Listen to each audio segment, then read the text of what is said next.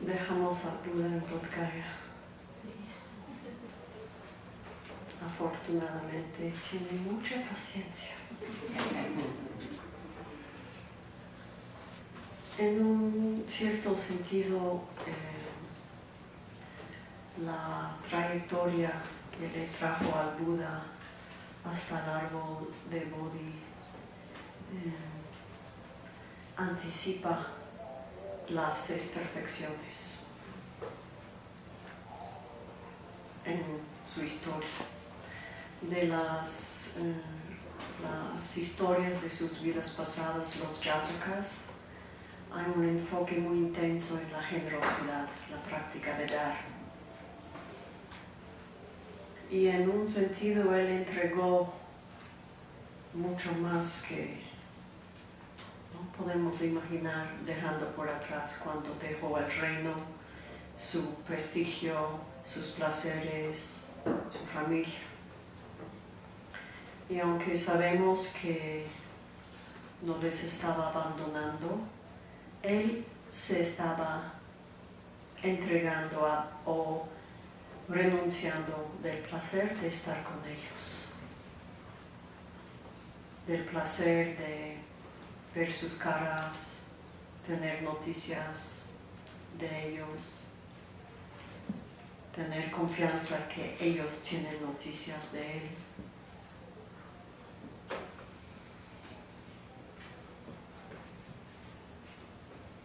Y esto era una especie de generosidad, especialmente porque su motivación era de cuidarles.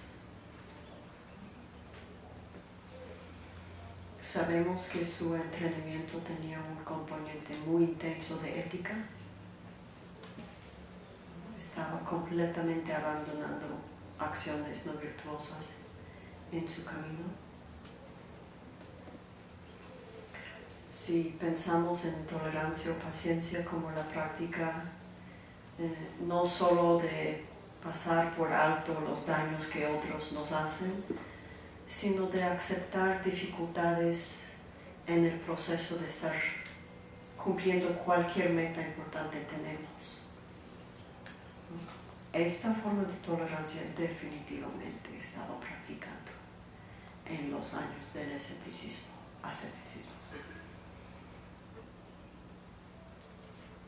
Su persistencia, su esfuerzo gozoso, obviamente lo vemos en estos 6 años, que no hubieran sido posibles sin este componente, esfuerzo gozoso, sí, voy a hacer esto. Otro aspecto que no siempre está enfatizando tanto en las biografías eran sus logros en el cultivo de concentración unipuntualizada. El entrenamiento formal que tenía bajo los mejores maestros de esta época, ellos básicamente estaban entrenándose en concentración. Y sabemos que pronto logró mantener su mente en estados de absorción completa, que era lo que sí había básicamente escuelas de estos shamanas, de estos contraculturistas, ¿no? Y este aspecto de la concentración era completamente crucial. Si no hubiera tenido esto, no hubiera sido posible lo que él hizo cuando se sintió debajo del árbol de Bodhi. Eso se sentó.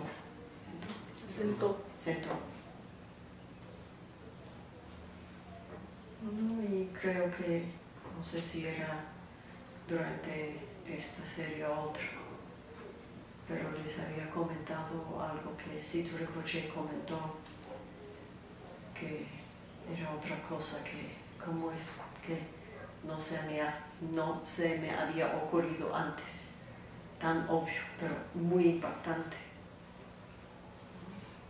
que uno solo se ilumina en un estado meditativo, mientras uno está meditando.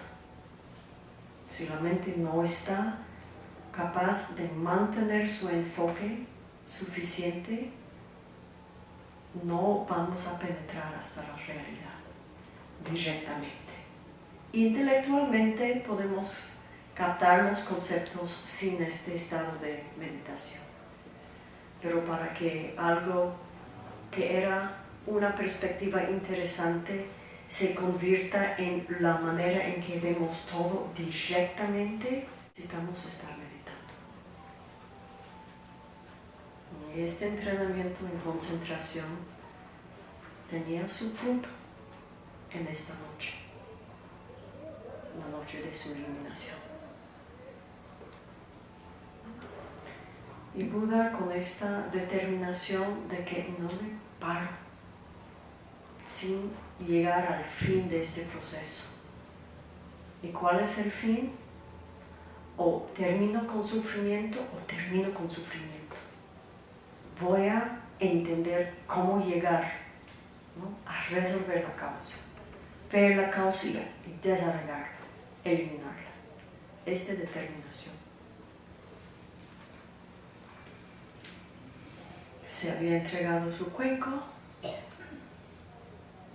y hizo el sonido de estar chocando en el río con los otros cuencos de los otros Budas, que otros eones se habían ido a Bodh Gaya y se habían iluminado. ¿Les conté esto? No. En la tradición Pali, en los textos así lo describe. En nuestro texto dice que tiró su cuenco en el río.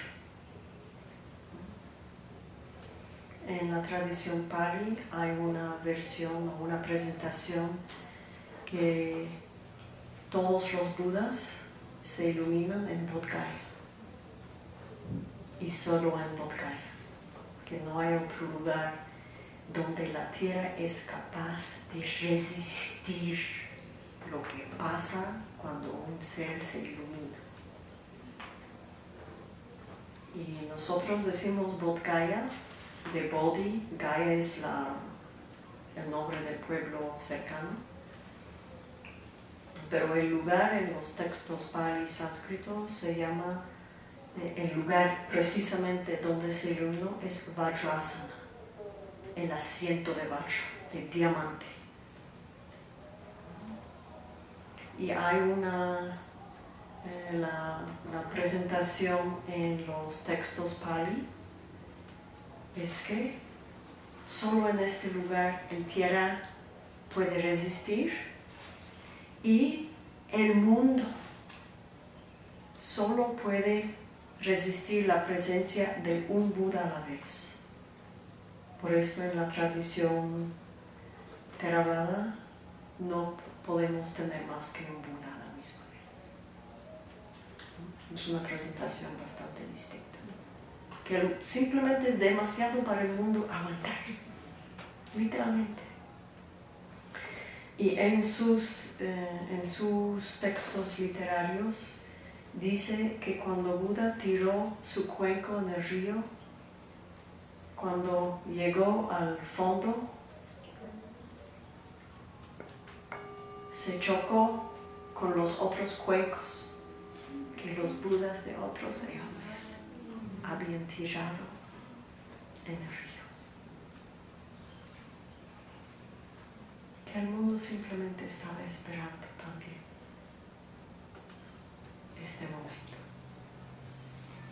Y esta presentación tiene mucho muy, muy bello, muy poético de enseñarnos, ¿no?, que es eventual, ¿no?, que es inevitable, es un proceso cíclico, ¿no?, que el mundo llega al punto en que el sufrimiento es tal, ¿no?, que alguien finalmente dice no y pasa por los mismos procesos.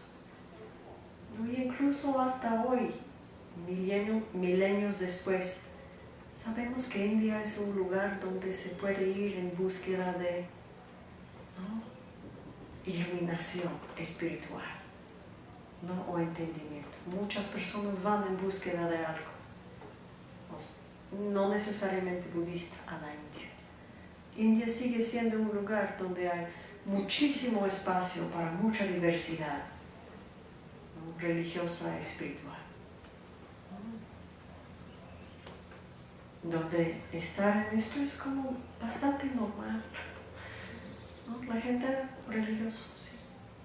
Y muchas veces no saben de cualquier tipo, pero más o menos reconocen el género de, ¿no?, de vestimiento a algo religioso. Y en los textos Pali nos indica que es un proceso y eventualmente otro ser va a llegar a este punto clave en el mundo y se va a tirar su cuenco en el río. Y en otras generaciones vamos a escuchar cuando cuencos en el futuro se tiran en ese mismo río. Y es un poquito interesante porque en la historia de la India hay muchos ríos desaparecidos. ¿Por qué? Porque es increíblemente, ¿qué pasa? Es muy, muy plano.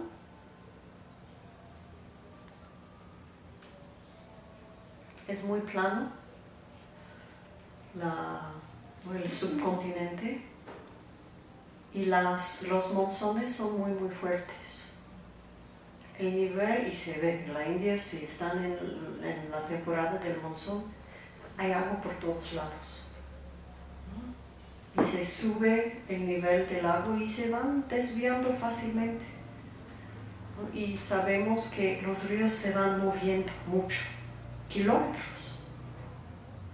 Dentro de la vida de una persona se puede ver que los ríos se van desviando.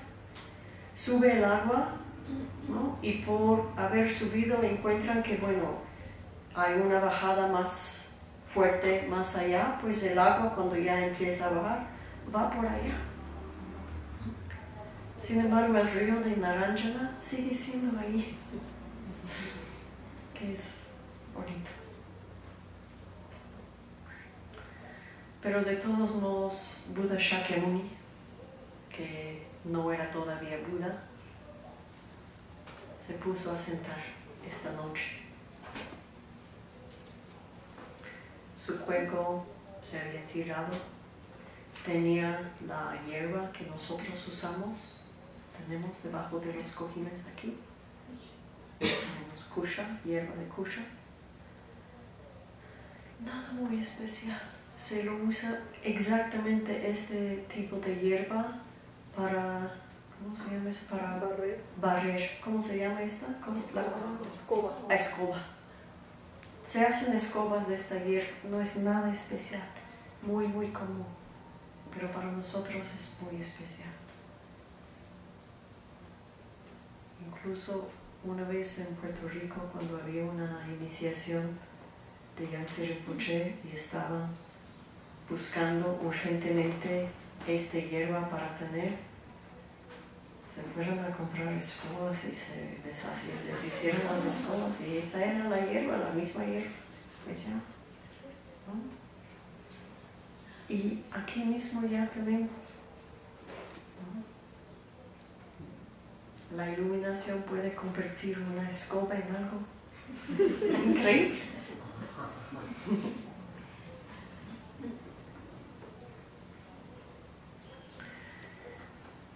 Pero cuando Buda se sentó, antes de ponerse completamente en su estado meditativo, vino Mara. Y Mara podemos entender de muchas maneras. Mara básicamente es la manifestación de la tentación, ¿no? Los impedimentos interiores que nos van surgiendo, pero de forma exterior. Y Mara es un personaje que vino a ver al Buda varias veces a lo largo de su vida. Y las conversaciones que tenemos entre Buda y Mara tienen mucho que enseñarnos. Mucho. Y esta vez no había mucha conversación, porque esta vez Buda ya tenía otro enfoque y ni le hizo mucho caso. Pero Mara vino y le comentó: Devadatta, tu primo, ha vencido Kapilavastu. Si tú ves qué está pasando ahí cuando él está controlando el palacio, tu familia, tus mujeres, terrible. Lo que él está haciendo es terrible. Y Buda, nada. Él tiene su enfoque aquí, tiene su tarea aquí, tiene su propósito aquí.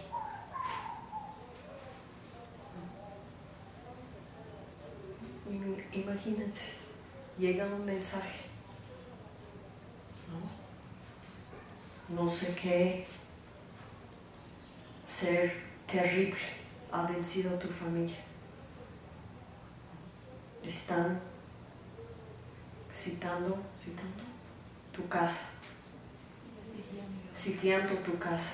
Tu familia está bajo el control de, no sé, narcotraficantes. Pues sí, sería lo equivalente. Y él se mantiene firme. El texto no explica si es porque él sabía que era mentira, él sabía que Mara precisamente te muestra que más temes, más te va a impactar. Se supone que sí, Buda entendió esto, ¿no? Que tus miedos más, ¿no?, enterrados es lo que te viene y te muestra.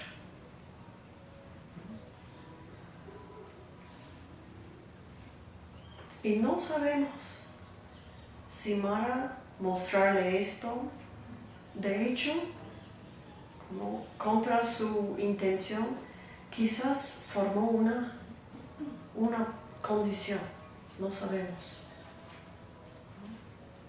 De el Buda mirar su temor, ¿no?, más espantoso y decir que aún así tengo que seguir. Y no me creo en esto. Yo no voy a creer lo que mi mente proyecta y sigue viendo.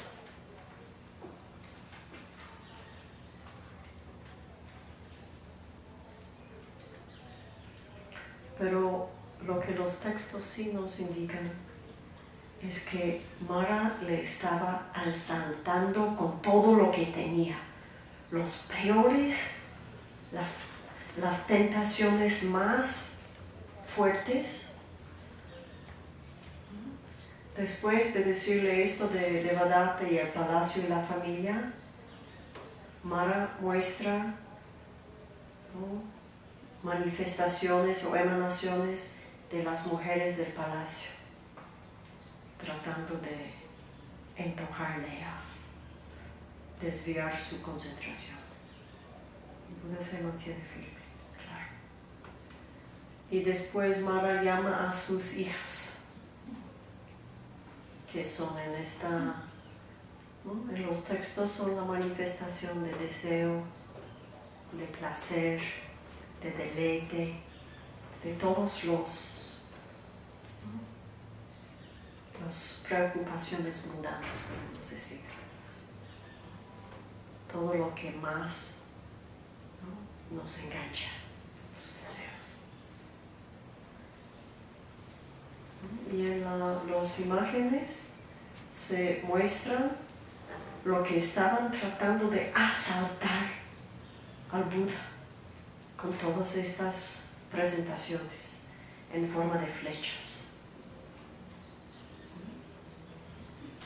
Pero Buda, cuando las flechas se les vienen acercando, por su mente convierte las flechas en flores. Y las flechas cuando vienen se convierten en flores. Y cuando tenemos dibujos, pinturas del momento de la iluminación, muchas veces tenemos representaciones de Mara, representaciones de todo lo que le puede antojar, y flechas convirtiéndose en flores. Ya simplemente en esta imagen tenemos todas las enseñanzas del otro, de convertir veneno en medicina, de nosotros usar las condiciones adversas para él, y el poder de la mente de decidir cómo resignamos lo que nos pasa.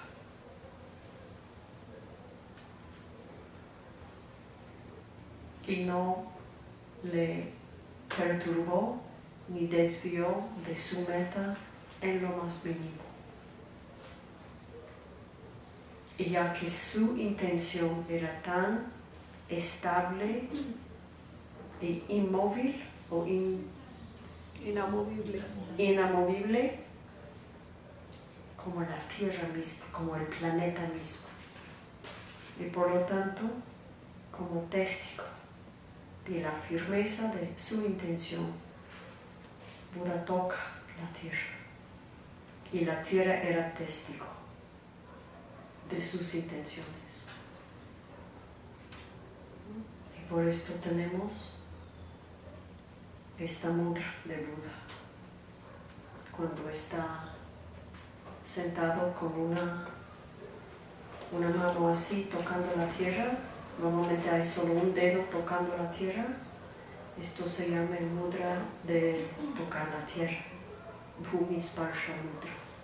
Bhumi es tierra, Sparsha es tocar. Es el gesto de tocar la tierra. Y tocar la tierra nos puede sugerir muchas ideas. Estaba simplemente conectando con lo que hay, conectando con la realidad, tocando la tierra.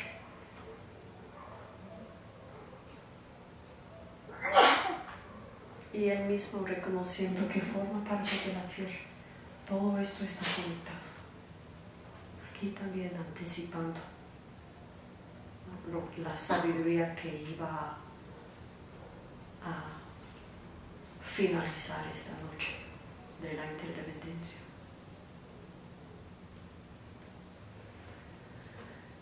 Y el texto que estamos principalmente siguiendo en esta presentación es la de Mula Sarvastivada Vinaya, de la Vinaya de tradición tibetana.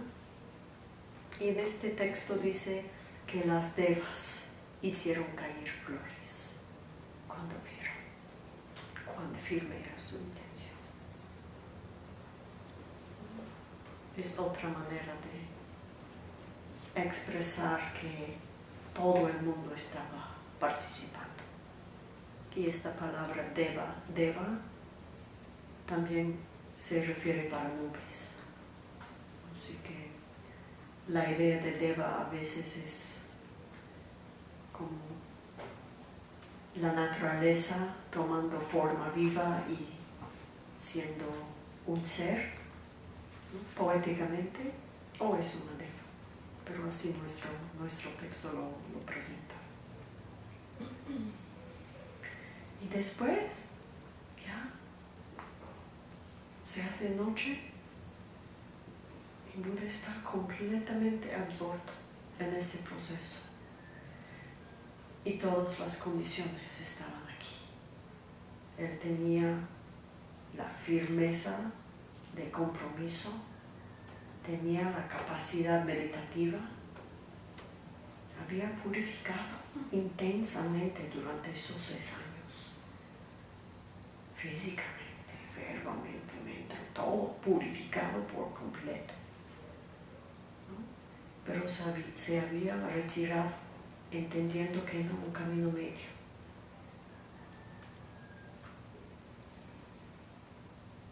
Y lo que todos los textos están de acuerdo es que el momento crucial, clave, era cuando vio la interdependencia completa, profunda, en lo cual no hay un Siddhartha que se puede extraer del contexto.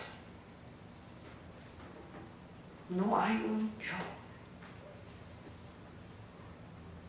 que tiene cualquier existencia aparte de todos los enlaces, los contextos, las causas y las condiciones.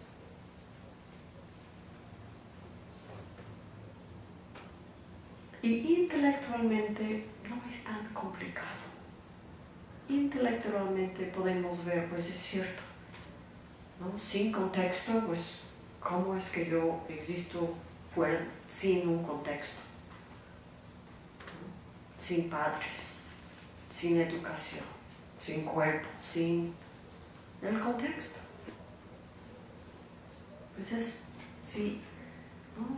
Si hemos escuchado, no muchísimas, pero algunas presentaciones de la interdependencia, sí es cierto, ¿no? Sin las nubes no hay árboles, sin árboles no hay papel, sin papel no hay libros, sin libros todo lo que yo he aprendido no hubiera aprendido. Pues en un cierto sentido, la persona quien yo soy es así por la presencia de todo lo demás que hay, por la presencia de nubes y árboles. Y árboles están porque hay muchos seres que están exhalando dióxido de carbono.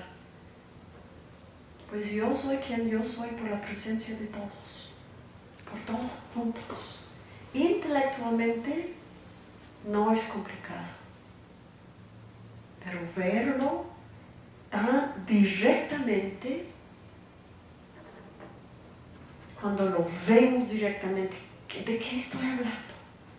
¿Qué estoy asumiendo? Cuando yo me pongo en conflictos con otros, cuando yo persigo mis intereses, ¿qué estoy percibiendo? Esto no existe.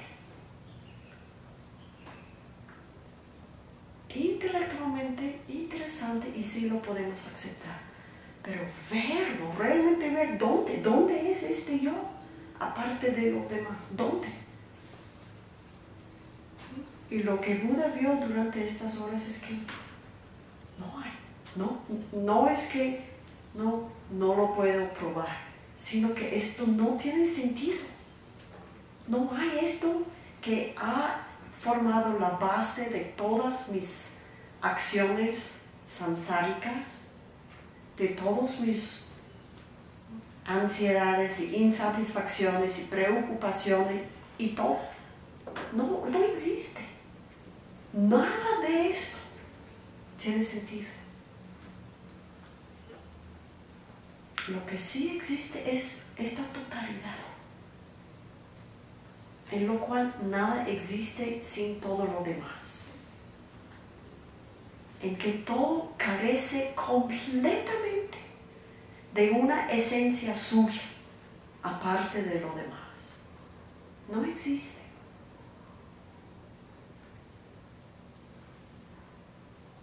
Y cuando esta categoría mental de yo y otros realmente desapareció, disolvió, simplemente ya no tenía relevancia, pues lo vio todo de otra manera, de la manera de puras conexiones, y no conexión que se puede extraer del contexto de todo lo demás que está también conectado. Que no hay una palabra que podemos usar sin usar todas las palabras, o sin la presencia de otras palabras. Que todo está así. Y ver esto y lograr morar y existir completamente, de manera completamente compatible con esto, por su capacidad de qué interesante. No, de estar tan absorto en esta percepción que reestructuró su manera de pensar por completo.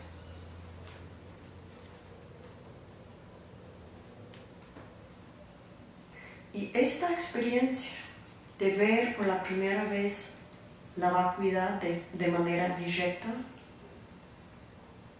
es lo que nosotros identificamos como el primer nivel de Bodhisattva para nosotros. Si nosotros llegaríamos a este punto, ahí estaríamos. Sin embargo, Buda ya había tenido el poder de la bodhicitta.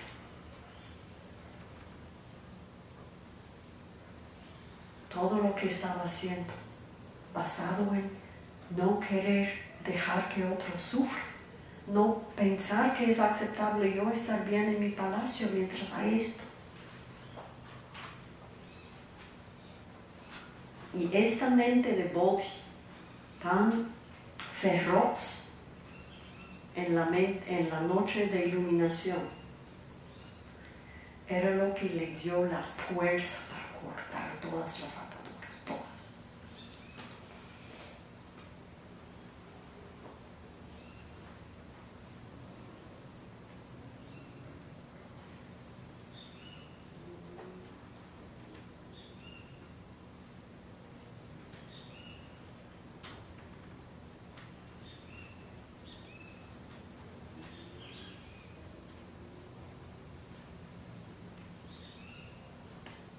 Y cuando ya no había un Buda, aparte de todos los seres, no había un ser aparte de todo, ya era un Buda. Esto era la condición para que haya un Buda. Que el ser ya no se percibe como algo aparte.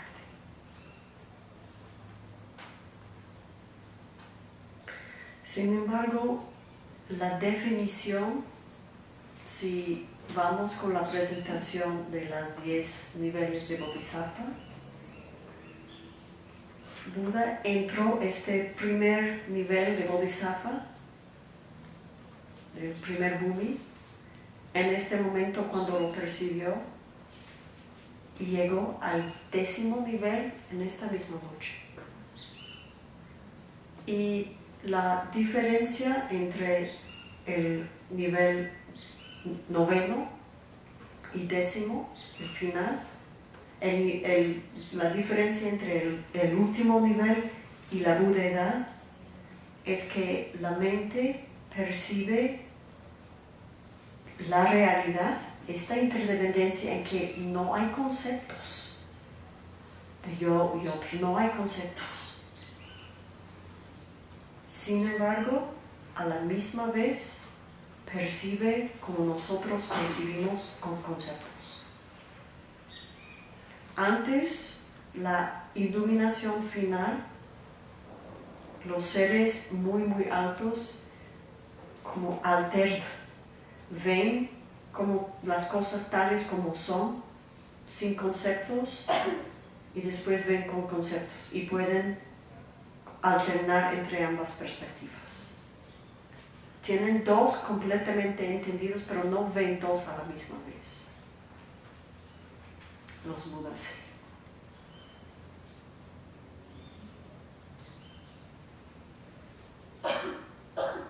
Y esto es la diferencia entre un bodhisattva, la mente de un bodhisattva y un Buda. Es capaz de ver ambos a la misma vez. Ha llegado al fin del desarrollo mental, no hay más.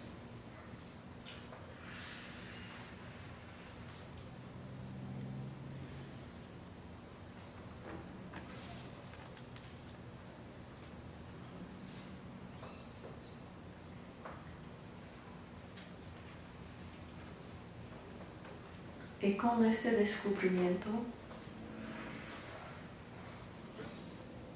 la raíz de todo el sufrimiento ya no existía para él. Este aferramiento a yo simplemente no existía, porque vio Como nosotros entrar en un cuarto y darnos cuenta que no hay elefante aquí. Pues, ¿qué voy a asumir que hay un elefante? ¿No? Y nuestro yo es este elefante que nos rompe todo, que nos complica todo. Donde quiera que entramos, hay este elefante así. Pues sí. El elefante que ocupa todo el espacio, que necesita todo.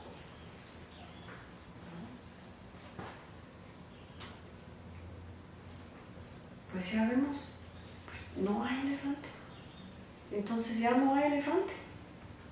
Cuando lo vemos claramente, ya, esta, ¿no?, premisa básica, pues, no.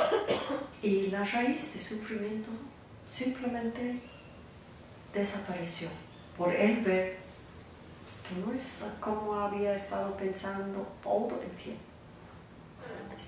¿Yo? ¿Dónde? ¿Qué?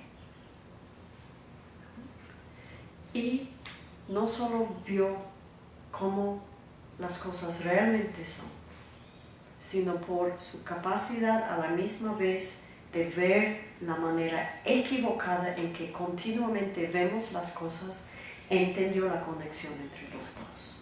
Que es por yo pensar que así es, mientras no lo es, que estoy sufriendo. Y dicen que él pasó por niveles, ¿no?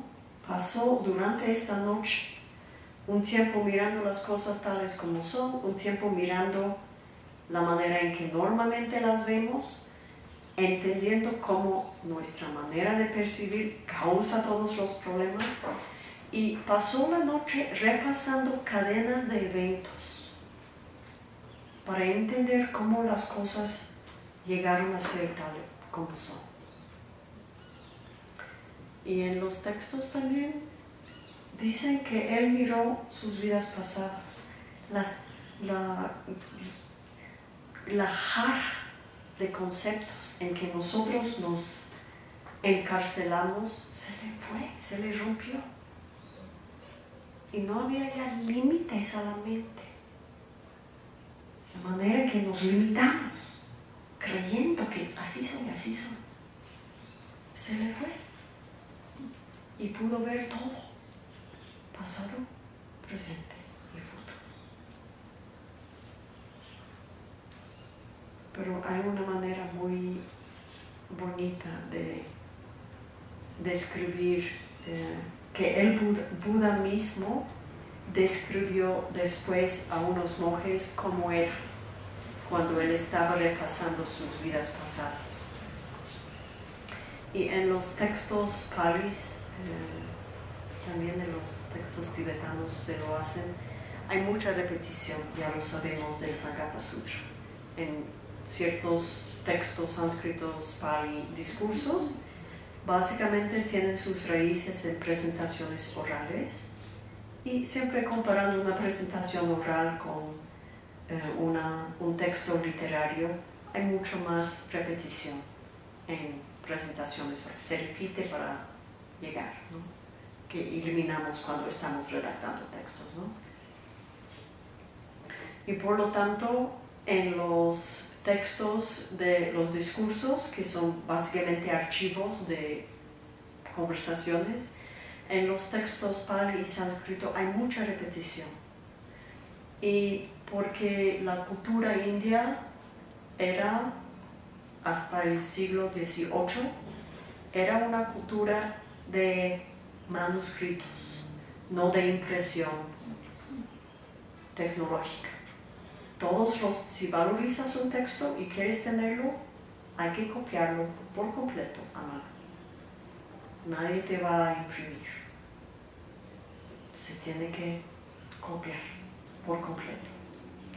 Y por lo tanto, cuando hay repetición, en vez de repetir y el Bodhisattva Mahasattva tal, ponen una sílaba que es pi, que quiere decir básicamente etcétera. ¿no? Y el Pi Chenrezig, el Pi Manjushri, el Pi, para no estar escribiendo, normalmente lo hacen para no 2 palabras, sino más palabras, ¿no? Y el Buda, cuando estaba tratando de explicar a los monjes cómo era vivir todas las vidas pasadas, él dijo que era como leyendo un texto, había muchos pis, pero lo que era destacado en la vida, esto era lo que observé. Y los detalles eran no les observé, solo ciertos detalles en ciertas vidas se les destacó. Lo demás era, y me nací en tal y tal familia, etcétera, y después fui a la universidad, etcétera, y después tal y tal. Que no estaba estancado en los detalles, sino en las cosas significativas. Esto era lo que le llamó la atención.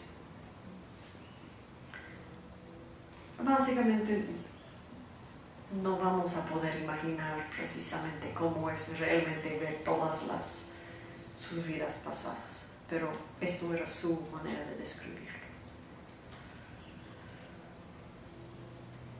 Y cuando se despertó por la noche, ya no había sufrimiento. Estaba completamente en paz.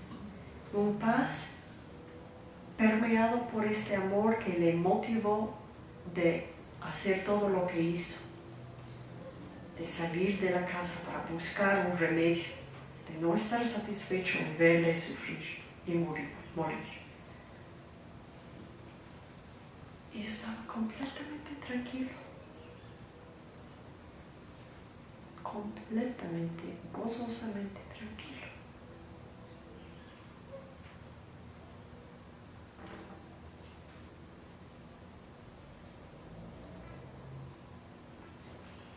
Y 7 días no comía, no percibía necesidad de hacer esto. Simplemente estaba gozando. Y no salió del área que rodea el árbol de Bodhi. Pasó 7 días, simplemente así. Ni imaginamos cómo era, pero 7 días. Sin embargo, seguía teniendo un cuerpo. Seguía formando parte de los ciclos de causa y efecto. Mentalmente no le importa, físicamente hay procesos.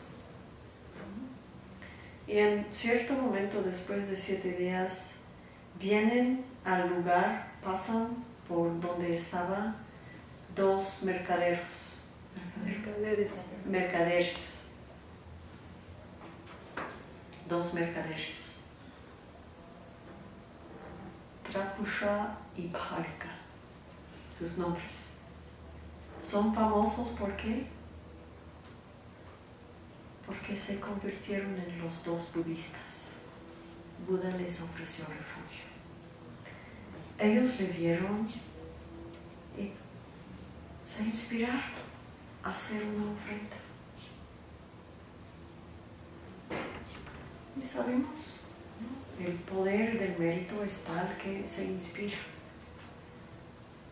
Y se le acercaron y tenían dulces, comida dulce. Y le ofrecieron al Buda los dulces.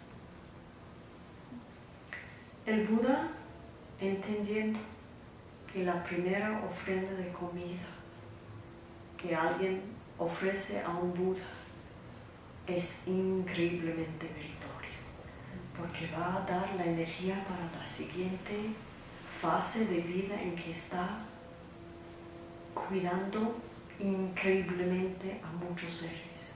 Y entendía que era una ofrenda muy meritoria y por lo tanto lo comía. Y le hizo mal, le cayó mal.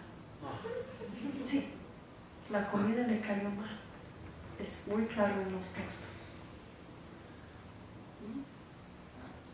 Para Buda era puro gozo, para su cuerpo era, ¿no?, irritante.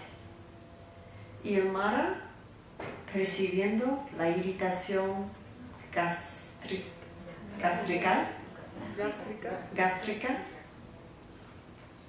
otra vez se le acerca. Y le comenta, bueno, ya cumpliste tu tarea. Quisiste iluminarte. Pues ahora ya. No hay más para ti. Ahora puedes pasar en tu parinirvana. Y aquí sí tenemos una conversación verbal, en lo cual ya el Buda, ya tengo el derecho de decir Buda, al contrario a las previas veces cuando lo decía. Ahora el Buda le comenta que mientras yo no tengo 4 círculos de discípulos, mujeres laicas, hombres laicos, monjes y monjas que son capaces de entender el Dharma para ellos mismos. Mientras esto no esté establecido, no me voy a ningún parinirvana. Que yo estoy aquí hasta hay otros capaces que no me necesitan y que el Dharma va a estar en el mundo. Y esto aparece en todos los textos. Y es importante porque, como ya habrá que comentar en otro momento, hay textos en que se debate si Buda realmente quiso tener monjas. Pero en todas las tradiciones, en todos los textos, documentan esta conversación, en que Buda lo dijo en el mismo Bodhi, bajo el mismo árbol de Bodhi, ya declaró su intención de sí tener una comunidad de monjas y monjes y laicas y laicos, todo, que todos tienen acceso al Dharma para ellos. Que ellos mismos lo establezcan en sus mentes y corazones. Cuando ya no me necesitan más, ya me puedo ir. Y así comentó con Mara y Mara, ya no hay más que puede. Y se fue. Después, Buda sigue debajo del árbol de Bodhi. Y cuando van a Bodh Gaya, cuando vamos a Bodh Gaya, hay un lugar donde dicen que Buda se sentaba 7 días sin, ¿cómo se dice esto? Parpadear, sin parpadear. Que simplemente quedó mirando el lugar donde se había iluminado.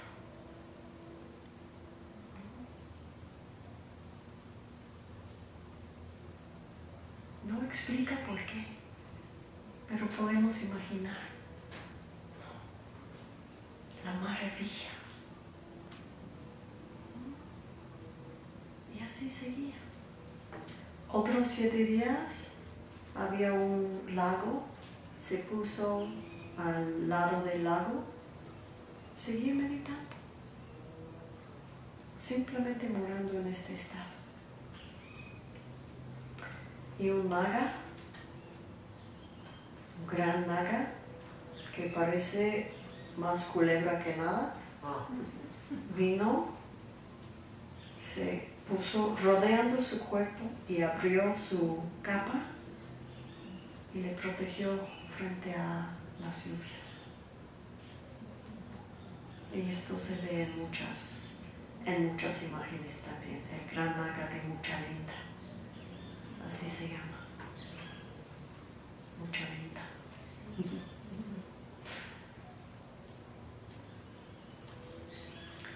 básicamente Buda no salió, se quedó ahí. ¿Hasta cuándo? Y no comenté con Trapusha y Bharika, después de darle la comida, el Buda le dio una muy corta, que ahora tome refugio en el Buda y en el Dharma, en la doble joya. No había sangre todavía. Un texto lo explica que en el Buda, el Dharma y la comunidad que va a surgir después. Pero hay otros que dicen no, que era la doble joya al principio, al mero principio. Pero no le pidieron una enseñanza. Nadie pidió enseñar. Y finalmente, Brahma y Indra. Si se acuerdan, cuando nació estos dos seres que vinieron a recibir cuando nació en el parque, llegan y dicen: los seres están esperando, por favor, gire la rueda del Dharma. Y esta era la causa necesaria. Sin esto, nada más puede quedarse morando.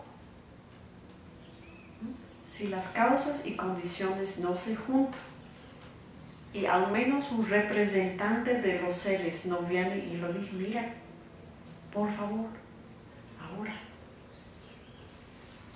Y es desde este momento que lo tenemos muy claro, que no hay proselitismo.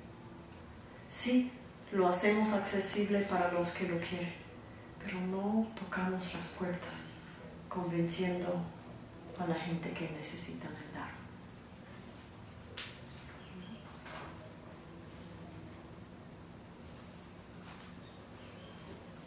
Pero cuando ya tenía su invitación a enseñar, Buda pensó: ¿quién primero debo de ofrecer el Dharma?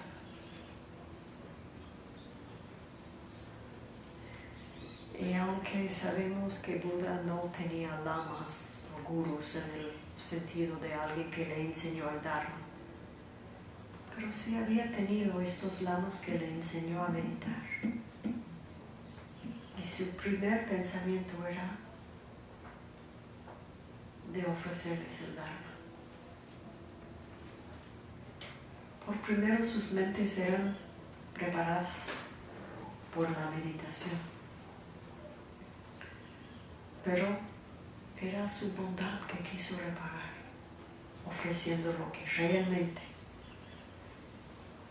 Pero con su omnisciencia percibió que habían fallecido. En los años, el tiempo pasó y se habían fallecido. Después pensó en sus 5 amigos, sus compañeros de los 6 años de asceticismo, y percibió que ellos estaban justo al lado de Varanasi.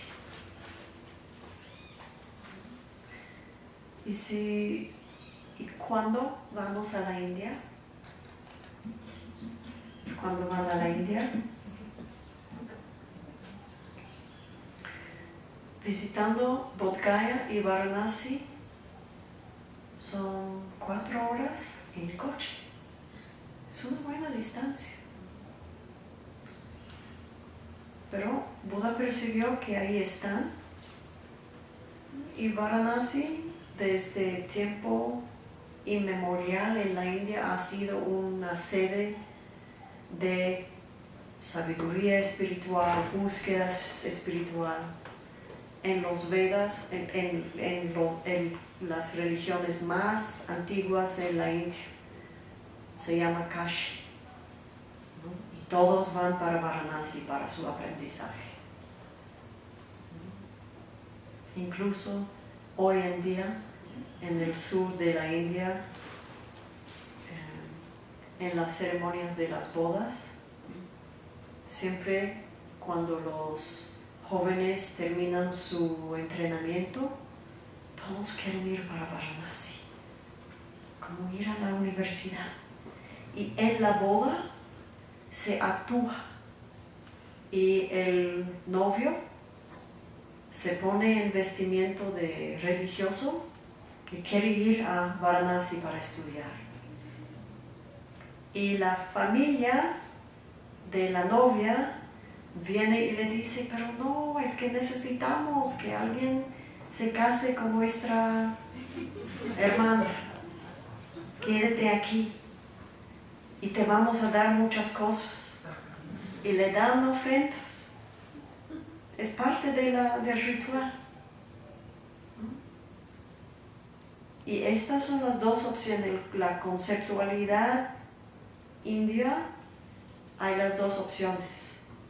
O te vives como laico o vas para Varanasi. Pues los 5 amigos de Buda estaban en Varanasi. Se habían ido para Varanasi. Y Buda se puso caminando para Varanasi. Ellos iban a ser los primeros discípulos.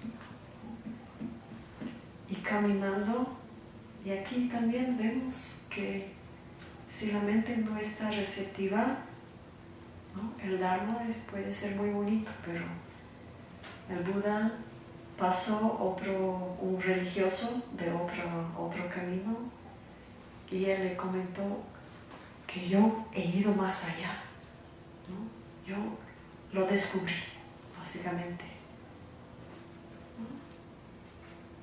Y Buda, magnífico, despierto, iluminado, dice, no, yo me desperté, mira. Y este señor le mira y dice, ojalá sea así. Y sigue caminando.